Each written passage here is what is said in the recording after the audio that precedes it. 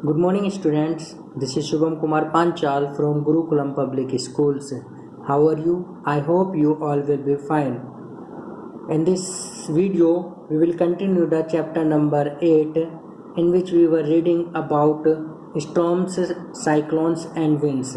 And we will discuss about today the topic uneven heating of land and water, and we will also discuss about what are cyclones. Guys, I hope you are liking these videos and also understanding as well. As I have also information for you.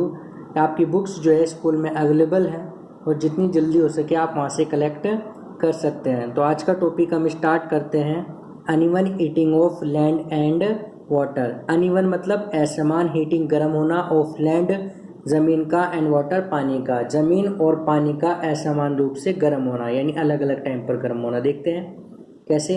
You have read about the sea breeze and land breeze in chapter number 4। आपने chapter number 4 में sea breeze और land breeze के बारे में पढ़ा था, ठीक है। इन समर, गर्मियों में क्या होता है, नियर द इक्वेटर, इक्वेटर के पास, गर्मियों में इक्वेटर यानी भूमध्य रेखा के पास जो जमीन होती है, मैंने आपको पहले ही बताया था, इक्वेटर यानी जो 0 डिग्री लैटिट्यूड होता है, ठीक है। In summer near the equator, equator के पास the land warms up faster, जो जमीन होती है वो वार्म्स अप यानी गर्म हो जाती है, फास्टर मतलब तेजी से, ठीक है। समर में क्या होता है, गर्मियों में क्या होता है कि इक्वेटर के पास की जो जमीन होती है वो जल्दी गर्म हो जाती है। And most of the time, और ज़्यादातर समय, the temperature of land is higher, जमीन का तापमान जो है वो ज़्यादा रहता है, than that of water in the oceans, oceans में वाटर से ज़्यादा टेम्परेचर रहता है, ठीक है। तो यहाँ पर आपने पढ़ा कि समर में क्या, यानी गर्मियों में क्या होता है कि जो इक्वेटर के पास की जमीन होती है वो ज़्यादा जल्दी गर्म हो जाती है, और ज़्यादातर समय ऐसे होता है कि जो समुद्र का पानी होता है, ठीक है, वो तो गर्म रहता है, लेकिन उससे कहीं ज़्यादा गर्म जो है वो ज़मीन रहती है, ठीक है। तो ज़मीन जो होती है वो समुद्र के, महासागर के पानी से ज़्यादा गर्म रहती है। The air over the lands gets heated, ठीक है। तो जो एयर होती है लैंड यानी जमीन के ऊपर, वो गेट्स हीटेड यानी गर्म हो जाती है, एंड राइजेस, और ऊपर उठती है, जैसे कि आपने पढ़ा था कि गर्म हवा ऊपर उठती है। तो ठीक है, तो जमीन के ऊपर की जो गर्म हवा होती है वो गर्म हो जाती है और ऊपर उठने लग जाती है। This causes the winds to flow from the ocean towards the land, जिसकी वजह से जो हवा होती है वो ओशियन से जमीन की तरफ आना शुरू कर देती है। जैसा आपने पढ़ा था ना सी ब्रिज में, सी ब्रिज में आपने क्या पढ़ा था कि जमीन जो है वो ज़्यादा जल्दी गर्म हो जाती है, और जमीन के ऊपर जो एयर होती है वो भी गर्म हो जाती है, और गर्म हॉट एयर जो होती है वो राइजेज यानी उठने लग जाती है, और उसकी जगह जो ओशन से ठंडी ठंडी हवा होती है वो आकर उसकी जगह लेती है। ऐसे यहाँ पर होता है कि इक्वेटर के पास की जो जमीन होती है वो तेजी से गर्म हो जाती है, और ज़्यादातर टाइम ऐसे ही होता है कि जमीन का जो तापमान होता है वो ओशंस के वाटर के टेम्परेचर से ज़्यादा होता है, जिसकी वजह से जमीन की जो ऊपर एयर होती है वो गर्म हो जाती है, और गर्म होने के बाद वो ऊपर उठने लग जाती है, जिसकी वजह से क्या होता है, जब एयर ऊपर उठती है तो उसकी जगह खाली हो जाती है, तो उसकी जगह भरने के लिए ओशन से जो एयर होती है वो उधर आ जाती है, यानी विंड उधर आ जाती है। दीज आर मानसून विंड्स, और इन एरिया को क्या कहा जाता है, मानसून विंड्स यानी मानसूनी हवाएं कहा जाता है, ठीक है। यानी जो महासागर से जमीन की तरफ को हवाएं आती है गर्मियों में, उन्हें मानसून विंड्स यानी मानसूनी हवाएं के नाम से जानते हैं। इन विंटर, सर्दियों में, the direction of the wind flow gets reversed, और सर्दियों में क्या होता है, जो दिशा होती है विंड की वो उल्टी हो जाती है। It flows from land to the ocean, अब ये जमीन से ओशन यानी महासागर की तरफ को चलती है। अब कहाँ से चलती है, जमीन से महासागर की तरफ को चलती है। तो बच्चों यहाँ पर आपने यही पढ़ा कि इक्वेटर के पास की जमीन तेजी से गर्म हो जाती है, और जो वो जमीन गर्म हो जाती है, और ऐसा होता है कि ज़्यादातर समय पर वो जमीन ओशन से ज़्यादा ही गर्म रहती है, जिसकी वजह से वहाँ की एयर गर्म हो जाती है, और गर्म हवा एयर ऊपर उठती है, तो ओशन से उस एयर की जगह लेने के लिए विंड से आने लगती है, और ओशन से ये जो जमीन की तरफ को विंड्स आती है इन्हें मॉनसून विंड्स के नाम से जानते हैं। और सर्दियों में इनका डायरेक्शन उल्टा हो जाता है, यानी पहले गर्मियों में तो ये ओशन से लैंड की तरफ चल रही थी, लेकिन सर्दियों में यानी विंटर में ये लैंड से ओशन की तरफ चलती है। समझे बच्चों इतनी बात। The word monsoon is derived from the Arabic word मौसम, मानसून शब्द जो है वो अरबी भाषा के शब्द मौसम से लिया गया है, विच मीन जिसका अर्थ होता है सीजन। क्या अर्थ होता है इसका, season.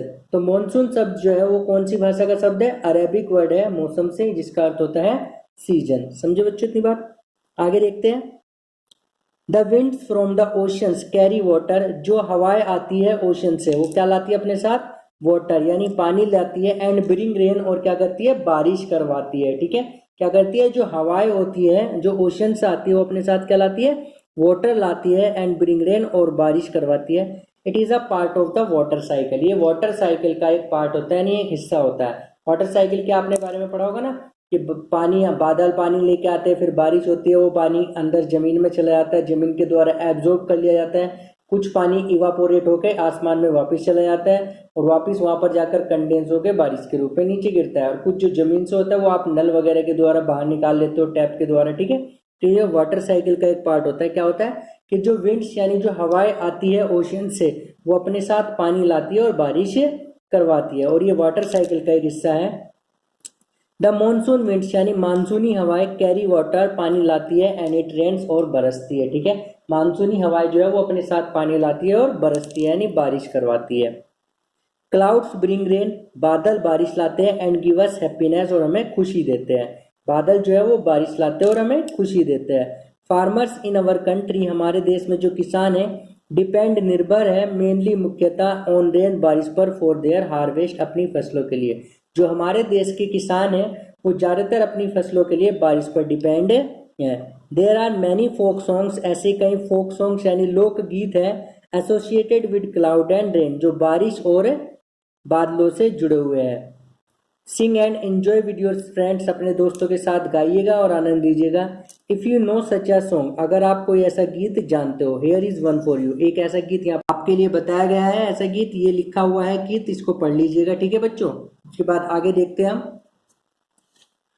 However, it is not always a happy ending. इसके अलावा हमेशा बारिश का होना एक अच्छी बात नहीं होती। रेन्स ऑफन क्रिएट प्रॉब्लम, बारिश की वजह से कभी कभी प्रॉब्लम यानी समस्याएं भी हो जाती है। Can you list some of the problem, क्या आप ऐसी प्रॉब्लम की लिस्ट बना सकते हो? You can discuss the causes and solution, आप कारणों का और सॉल्यूशन हलों को अभी डिस्कस कर सकते हो। ऑफ द प्रॉब्लम, समस्याओं का, with your teacher and parents, अपने टीचर और पेरेंट्स के साथ आप इन समस्याओं के हल को और कारण का भी डिस्कस कर सकते हैं। तो बारिश की वजह से क्या क्या प्रॉब्लम क्रिएट होती है, इनके क्या क्या सॉल्यूशन है, और क्या क्या कारण है, किस वजह से प्रॉब्लम क्रिएट होती है, आप अपने टीचर और पेरेंट के साथ डिस्कस कर सकते हो।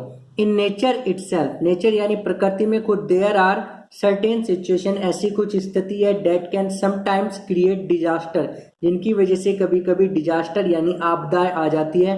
And post lead to human, animals and plant life, और मानव जीवन, जानवरों के जीवन और पौधों के जीवन को नुकसान पहुंचाती है। ठीक है, यानी प्रकृति में भी कई सारी ऐसी स्थितियां हैं जिसकी वजह से आपदाएं आती है, और जो मानव जीवन, जंतुओं के जीवन और पौधों के जीवन को नुकसान पहुंचाती है।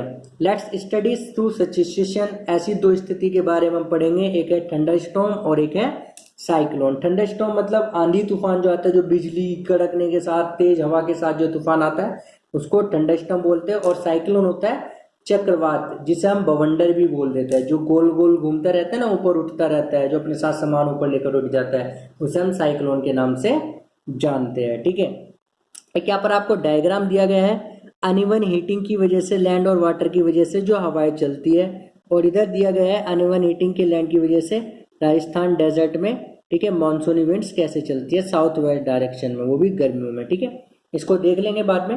अभी फिलहाल हम पढ़ते हैं थंडरस्टॉर्म एंड साइक्लोन्स। क्या है thunderstorm and cyclone? Thunderstorm means आंधी तूफान और साइक्लोन मीन्स चक्रवात। पढ़ते हैं।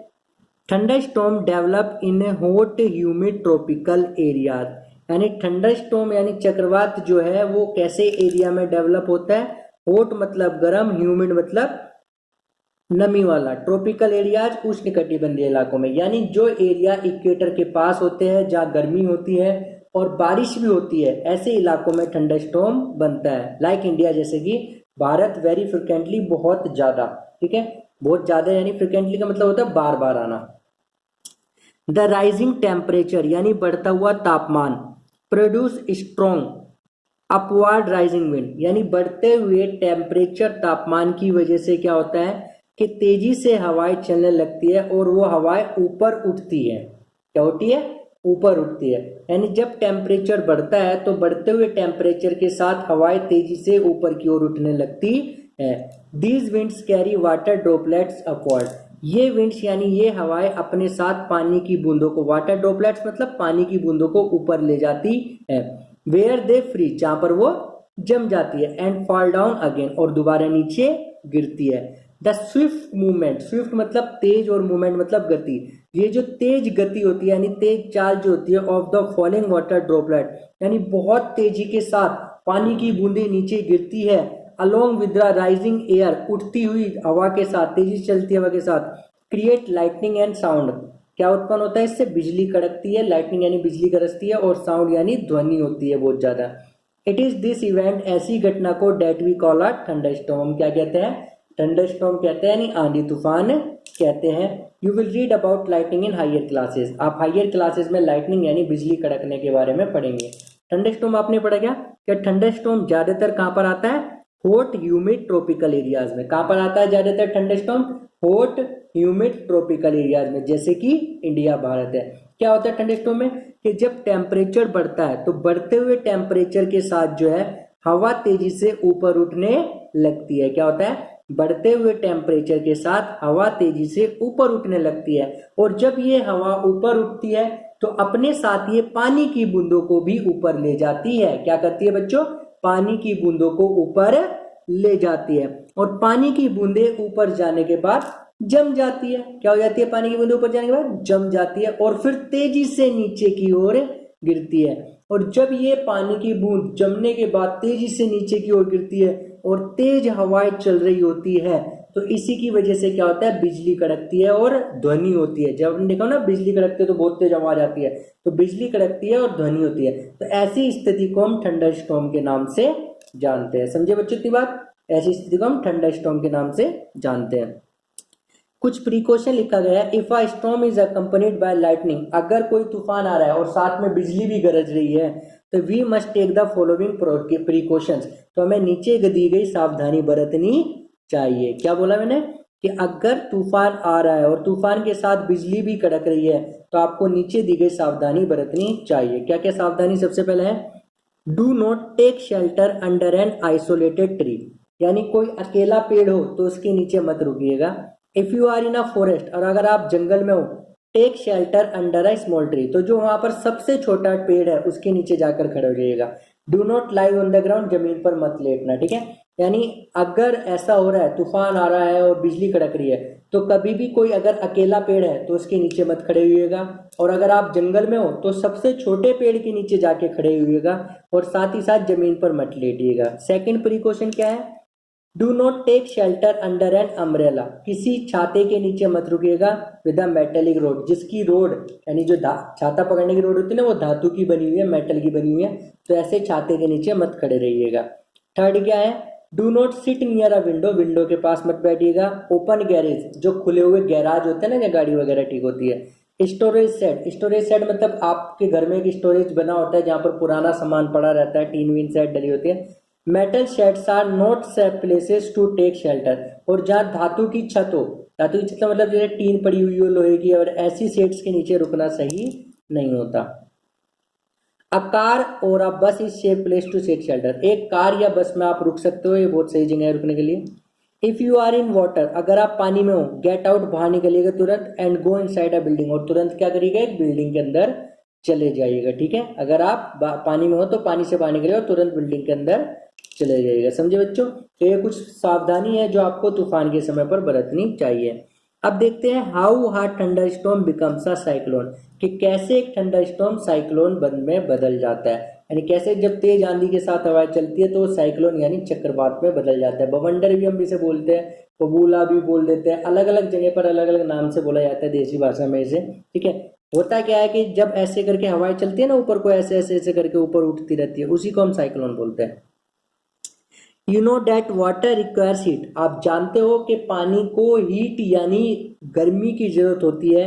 When it changes from liquid to vapour state, यानी जब पानी भाप में बदलता है तो इसे भाप में बदलने के लिए क्या चाहिए होती है? हीट चाहिए होती है। भाई आप पानी को गर्म करते हो तभी तो वो वेपर में बदलता है, भाप में बदलता है। तो पानी को भाप में बदलने के लिए क्या चाहिए? हीट चाहिए। Does the water give back heat? तो क्या पानी दोबारा वापस हीट देता है? When vapour condenses into liquid, जब भाप से पानी बन जाता है। यानी आपको पता है पानी से भाप बनने के लिए हीट चाहिए, तो क्या जब भाप दोबारा से पानी बनती है तो उसमें से वो हीट वापस निकलती है? बिल्कुल निकलती है। Can you recall any experience to support this? क्या आप कोई एक्सपीरियंस ऐसा बता सकते हो इसे सपोर्ट करने के लिए? मैं बताता हूँ छोटा सा एक ऐसा, कि जब आप पानी गर्म करते हो तो पानी गर्म करने के ऊपर प्लेट रख देते हो प्लेट। जब प्लेट रखते हो तो पानी भाप बनकर ऊपर उठता है। जब पानी भाप बनकर उठता है तो प्लेट जब आप हटाते हो तो आप देखते हो प्लेट जो है उसके नीचे पानी की बूंदें लगी हुई होती है। वो पानी कहाँ से आया? कि पानी जो भाप बनकर ऊपर उठा था वो उस प्लेट से टकराने के बाद ठंडा हो गया, और ठंडा होने के बाद वो वहीं पर भाप से वापस पानी में बदल गया। और आप प्लेट को छुओगे तो प्लेट गर्म हो जाती है। क्यों? क्योंकि जब वो पानी भाप में बदला, जब आपने प्लेट रखी थी ठंडी थी, जब वो पानी भाप में बदला, ठीक है, तो उसने हीट ली भाप में बदलने के लिए, और वापिस जाकर जब वो भाप से पानी में बदला तो जो हीट उसने ली थी वो निकाल दी, और वो हीट की वजह से प्लेट गर्म हो जाती है। समझे बच्चों इतनी बात? आगे देखते हैं बिफोर क्लाउड फॉर्मेशन, बादल के बनने से पहले, यानी जब बादल बनता है बादल के बनने से पहले, water takes up heat from the atmosphere to change into vapour. बादल के बनने से पहले पानी क्या करता है? हीट लेता है एटमॉस्फेयर से टू चेंज इनटू वेपर, भाप में बदलने के लिए। यानी बादल बनने से पहले पानी भाप में बदलने के लिए एटमॉस्फेयर से हीट लेता है। When water vapour change back to liquid, और जब वाटर वेपर वापिस लिक्विड में बदलती है, फॉर्म एज रेन ड्रॉप, पानी की बूंदे बनाने के लिए, this heat is release to the atmosphere. ये हीट एटमॉस्फेयर यानी वायुमंडल में छोड़ दी जाती है। The heat release to the atmosphere warms the air around. तो जो हीट निकलती है उससे क्या होती है? एटमॉस्फेयर में जो एयर होती है वो गर्म हो जाती है। The air tends to rise, जिससे एयर ऊपर उठने लगती है। And causes are drop in pressure, और जिसकी वजह से एक ड्रॉप यानी पानी की बूंद प्रेशर से नीचे गिरती है। More air rushes to the centre of the storm, और ज्यादा एयर जो है वो क्या करती है? स्टॉर्म के सेंटर यानी केंद्र की तरफ भागती है। दिस साइकिल इज रिपीटेड, ये चक्र बदलता रहता है। देखो मैं बताता हूँ आपको जनरली क्या होता है कि जब बादल बनता है, ठीक है, क्या बनता है? बादल बनता है। तो जब बादल बनता है तो वाटर क्या करता है? वो भाप में बदलने के लिए, वाटर वेपर में बदलने के लिए एटमॉस्फेयर से हीट लेता है। तो जब वो एटमॉस्फेयर से हीट लेता है, ठीक है, तो उसने वेपर में बदल गया। अब फिर वो वापिस वाटर वेपर से किसमें बदला? पानी में बदला। तो जो हीट उसने ली थी वो छोड़ दी, वो तो पानी की बूंद में बदल गया वाटर वेपर। तो जो हीट उसने ली थी वो छोड़ दी वापस, और जो हीट वापस निकली उसने आसपास की एयर को गर्म कर दिया। और आपको पता है जब एयर गर्म हो जाती है तो ऊपर उठती है, और एयर ऊपर उठती है जिसकी वजह से रेन ड्रॉप यानी बारिश की बूंद जो प्रेशर की वजह से प्रेशर से नीचे गिरती है। अब जब वहां की हवा की जगह खाली हुई, क्योंकि वहां की एयर तो ऊपर चली, तो तेजी से आसपास की हवा वहां पर उस जगह की घेरने आ जाती है, जिसकी वजह से वो साइकिल रिपीट रहती है, यानी ये चक्र लगातार घूमता रहता है। ये देखो ऐसे समझाता हूँ, आप इस डायग्राम को ध्यान से देखिएगा, ठीक है। यहां से ये हवा आई इस तरीके को अंदर की तरफ आ रही है और बार बार घूम रही है, और जब ये हवा अंदर की तरफ नीचे से ऐसे घूम रही है, बार बार ऐसे ऐसे घूम रही है, तो ऐसे ऐसे घूमती है तो ये चक्कर साइकिल से रिपीट होती रहती है। यानी हवा यहाँ आई, ठंडी हवा इसकी जगह लेना आई, और ये गर्म होकर ऊपर उठती रहती है, ऊपर उठती रहती है, ऊपर होकर ऊपर निकल जाती है यहाँ से, फिर ठंडी हवा इसकी जगह लेने आती रहती है, और ये साइकिल ऐसे रिपीट चलती रहती है, जिससे एयर ऐसे घूमती रहती है, और ये साइक्लोन का रूप ले लेते हैं। समझो बच्चों? The chain of events and with the formation of a very low pressure system. यानी ये जो घटना होती है इसकी एक चेन यानी श्रृंखला बन जाती है, और इसका अंत होता है एक लो प्रेशर सिस्टम यानी कम दाब वाले तंत्र बनने के साथ, with very high speed wind, जिसमें बहुत तेज की स्पीड की हवाएं चलती रहती है, रिवॉल्विंग अराउंड इट, इसके चारों घूमती रहती है। आपने पढ़ा था ना कि विंड जो है वो हाई प्रेशर से लो प्रेशर की तरफ चलती है। तो ये जो घटना होती है सारी, इसकी वजह से क्या होता है? एक लो प्रेशर सिस्टम बन जाता है, और उस लो प्रेशर सिस्टम की वजह से तेज हवा उसके चारों तरफ आती है और उसके चारों तरफ घूमती रहती है। It is this weather condition, मौसम की यही स्थिति होती है जिसे हम साइक्लोन यानी चक्रवात के नाम से जानते हैं। फैक्टर्स यानी कारक लाइक विंड स्पीड यानी हवा की गति, विंड डायरेक्शन हवा की दिशा, टेम्परेचर तापमान एंड ह्यूमिडिटी और नमी कंट्रीब्यूट योगदान देती है to the development of a cyclone, cyclone के निर्माण में। साइक्लोन बनने के लिए कौन कौन चीज जिम्मेदार होती है? Wind speed, wind direction, temperature and humidity. समझे बच्चों? इसमें आपने इतने पढ़ा कि जब बादल बनते हैं तो बादल बनने से पहले वाटर क्या करता है? वो वाटर वेपर में बदलने के लिए एटमॉस्फेयर से हीट लेता है, और जब वो वाटर वेपर वापिस रेन ड्रॉप्स में बदलता है तो वो हीट रिलीज कर देता है, और जब वो हीट रिलीज करता है तो उसकी वजह से आसपास की एयर गर्म हो जाती है, और जब आसपास की एयर गर्म हो जाती है तो वो एयर ऊपर उठती है जिसकी वजह से रेन ड्रॉप प्रेशर के साथ नीचे गिरती है, और जब एयर उठी तो उसकी जगह खाली होगी तो तेजी से हवाएं उस तरफ की तरफ आती है जहां पर जगह खाली हुई, और जब तेजी से हवाएं उस तरफ की जाती है तो ये साइकिल रिपीट होती रहती है। यानी हवा वहां से तेजी से आई, गर्म हुई, ऊपर उठी, फिर दूसरी हवा वहां आई, वो गर्म हुई, ऊपर उठी, जगह खाली हुई, फिर तीसरी हवा वहां आई। इस तरीके से हवा आती है जिसकी वजह से ये एक चेन बन जाती है, और चेन बनने की वजह से वहां पर लो प्रेशर सिस्टम क्रिएट हो जाता है, और लो प्रेशर सिस्टम की वजह से वहां पर तेजी से हवाएं उसके चारों ओर चक्कर लगाने लगती है। इसी स्थिति को हम साइक्लोन के नाम से जानते हैं, और साइक्लोन के लिए wind speed, wind direction, temperature और ह्यूमिडिटी जिम्मेदार होती है। Structure of a cyclone, cyclone की संरचना के बारे में पढ़ते हैं। The centre of a cyclone is a काम एरिया, जो साइक्लोन का सेंटर होता है यानी बिल्कुल बीच का हिस्सा होता है वो क्या होता है? काम एरिया यानी शांत इलाका होता है। It is called the I of the storm, इसे क्या कहता है? तूफान की आंख यानी आई कहा जाता है। A large cyclone, एक बड़ा cyclone is violently rotating mass of air in the atmosphere. Violently यानी तेजी से रोटेटिंग घूमता हुआ मास द्रव्यमान होता है ऑफ एयर, वायु का, इन द एटमॉस्फेयर, वायुमंडल। यानी एक बड़ा साइक्लोन क्या होता है? बड़ा साइक्लोन सिर्फ तेजी से घूमती हुई हवाएं होती है। क्या होती है? तेजी से घूमती हुई हवाएं होती है। 10 to 15 किलोमीटर हाई, 10 से 15 किलोमीटर ऊंची, ठीक है, यानी तेजी से हवाएं घूमती रहती है 10 से 15 किलोमीटर की ऊंचाई पर। द डायमीटर ऑफ द आई, आई का जो डायमीटर होता है यानी जो गोलाई होती है वो कितनी होती है? 10 से 30 किलोमीटर के बीच में होती है, ठीक है। It is a region free of cloud, ये एक ऐसे इलाका होता है जब बादल नहीं होते, एंड हैज लाइट विंड, और हल्की हवाएं चल रही होती है। अराउंड दिस, इसके चारों ओर, काम एंड क्लियर आई, ठीक है। There is a cloud region about 150 kilometre inside, इसके चारों तरफ क्लाउड यानी बादल फैले होते हैं जो 150 किलोमीटर तक का आकार में होते हैं। In this region there are high speed wind, और उस वहां पर तेज गति की हवाएं चलती रहती है जिनकी स्पीड कितनी होती है? 150 to 250 kilometre per hour. And thick clouds, और घने बादल होते हैं विद हैवी रेन, जिनमें भारी बारिश होती है। अवे फ्रॉम दिस रीजन, इस इलाके के से दूर, the wind speed gradually decrease, इस इलाके से दूर हवा की स्पीड धीरे धीरे कम होती जाती है।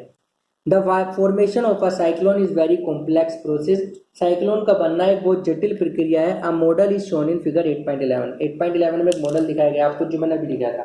तो स्ट्रक्चर ऑफ अ साइक्लोन में क्या होता है? इस साइक्लोन का सेंटर एक बहुत ठंडा इलाका होता है जिसे हम साइक्लोन के आई कहते हैं, ठीक है। ये जो एरिया होता है, साइक्लोन क्या होता है? एक तेज गति से घूमने वाली हवाएं होती है, ठीक है, एटमॉस्फेयर में, जो 10 से 15 किलोमीटर तक ऊंची होती है। आई की जो डायमीटर होती है वो 10 टू 30 किलोमीटर होती है, और ये एक ऐसा रीजन होता है जहां पर ना तो क्लाउड्स होते हैं और हवाएं हल्की चल रही होती है।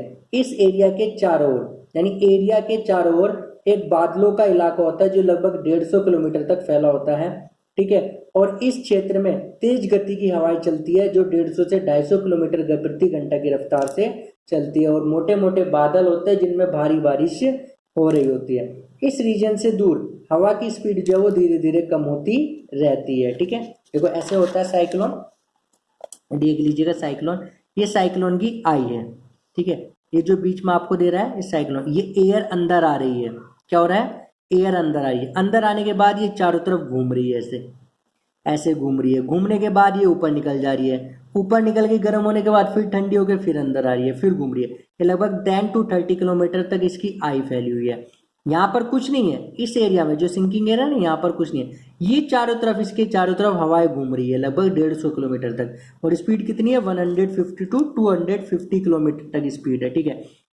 अब साइक्लोन जो है इधर को बढ़ रहा है, देखो एरो इधर को चल रहा है, घूमते हुए जैसे हवा घूम रही है ना ऐसे इधर की तरफ बढ़ा। अब इधर जो है क्या है, गेल्स ग्रेजुअली इंक्रीजिंग, गेल्स मतलब तूफान धीरे धीरे बढ़ रहा है, और पीछे से गेल्स ग्रेजुअली डिक्रीजिंग, तूफान धीरे धीरे कम हो रहा है। ठीक है, ये लगभग 150 किलोमीटर तक का एरिया ये फैला हुआ है, और यहाँ से हवा घूमती हुई बाहर निकल जा रही है, समझे। तो एक साइक्लोन का है। अब आगे देखेंगे हम destruction caused by cyclone, cyclone के द्वारा क्या नुकसान होता है। Cyclone can be very destructive, cyclone बहुत हानिकारक हो सकते हैं। Strong winds push water toward the shore, तेज हवाएं जो क्या करती है, पुश वाटर पानी को धकेलती है टुवर्ड द शोर यानी किनारे की तरफ। Even if the storm is 100 of kilometre away, बल्कि अगर तूफान 100 किलोमीटर दूर भी है तब भी तेज हवाएं जो है पानी को किनारे की तरफ धकेलती है। These are the first indication of an approaching cyclone. ठीक है, ये साइक्लोन के आने का सबसे पहली इंडिकेशन यानी निशानी होती है कि साइक्लोन आ रहा है। The water waves produce by the wind, यानी पानी के हवा के द्वारा जो पानी की लहरें उत्पन्न होती है, आर सो पावरफुल, वो इतनी शक्तिशाली होती है, that a person can not overcome them, कि एक व्यक्ति उससे बाहर नहीं आ सकता। तो साइक्लोन जो है वो बहुत विनाशकारी हो सकते हैं। तेज हवाएं जो चलती है वो पानी को किनारे की तरफ धकेलती है, अगर तूफान 100 किलोमीटर भी दूर हो तब भी जो हवा है वो पानी को किनारे की तरफ धकेलती है। साइक्लोन के आने की सबसे पहली निशानी यही होती है कि पानी की लहरें किनारे की तरफ तेज स्पीड से आना शुरू कर देती है, और ये लहरें पानी की इतनी तेज होती है, ठीक है, इतनी शक्तिशाली होती है कि एक व्यक्ति इनसे बाहर नहीं आ सकता। The low pressure in the eye में यानी बीच में जो लो प्रेशर बनता है, lift water surface in the centre, पानी की सतह को ऊपर यानी सेंटर की तरफ उठाता है। The rising water may be as high 3 to 12 metre, और पानी लगभग 3 से 12 मीटर तक ऊपर उठ जाता है, जैसे फिगर 8.13 में दिखाया गया, पानी ऊपर उठ जाता है। आपने देखा होगा ना कि जब साइक्लोन आता है ऐसे घूमता रहता है और चीजों को ऊपर उठा लेता है। ठीक है, तो ये जो लो प्रेशर सिस्टम बना होता है इससे पानी जो होता है वो ऊपर उठ जाता है और लगभग 3 से 12 मीटर ऊपर तक उठ जाता है। It appears like a water wall, यानी एक वाटर वॉल यानी पानी की दीवार की तरह दिखाई देता है, मूविंग टुवर्ड द शोर, जो किनारे की तरफ आ रही है। एज अ रिजल्ट, परिणाम स्वरूप the sea water enters the low line coastal area, परिणाम स्वरूप क्या होता है, जो समुद्र का पानी है वो निचले इलाकों में घुस जाता है, causing severe loss of life, जहां पर जीवन प्रॉपर्टी संपत्ति का बहुत ज्यादा नुकसान होता है। It also reduces the fertility of the soil, और ये मिट्टी की फर्टिलिटी यानी उपजाऊपन को भी घटा देता है। कंटिन्यूअस हैवी रेनफॉल, लगातार भारी वर्षा से may further worsen the flood situation, वो बाढ़ की स्थिति को और भी ज्यादा बिगाड़ देती है, यानी लगातार भारी वर्षा से बाढ़ की स्थिति ज्यादा बिगड़ जाती है। क्या करता है, जो साइक्लोन में लो प्रेशर सिस्टम होता है वो पानी को ऊपर उठा लेता है, और पानी लगभग 3 से 12 मीटर तक ऊपर उठ जाता है, जो कि एक ऐसे दिखाई देता है कि पानी की एक दीवार है जो किनारे की तरफ आ रही है। परिणाम स्वरूप क्या होता है, जो समुद्र का पानी होता है वो निचले किनारे वाले इलाकों में घुस जाता है, जिसकी वजह से वहां पर संपत्ति और जान का नुकसान होता है, और मिट्टी का उपजाऊपन भी कम हो जाती है। लगातार भारी बारिश से, साइक्लोन में बहुत बारिश होती है, लगातार भारी बारिश से बाढ़ की स्थिति और भी ज्यादा बिगड़ जाती है। हाई स्पीड विंड्स, यानी कि तेज गति वाली हवाएं, accompanying cyclone can damage house, यानी तेज गति से चलने वाली हवाएं जो साइक्लोन का साथ देती है, घरों को नुकसान पहुंचा देती है, टेलीफोन को, एंड अदर कम्युनिकेशन सिस्टम, और अन्य संचार प्रणाली जो है सबको खराब कर देती है।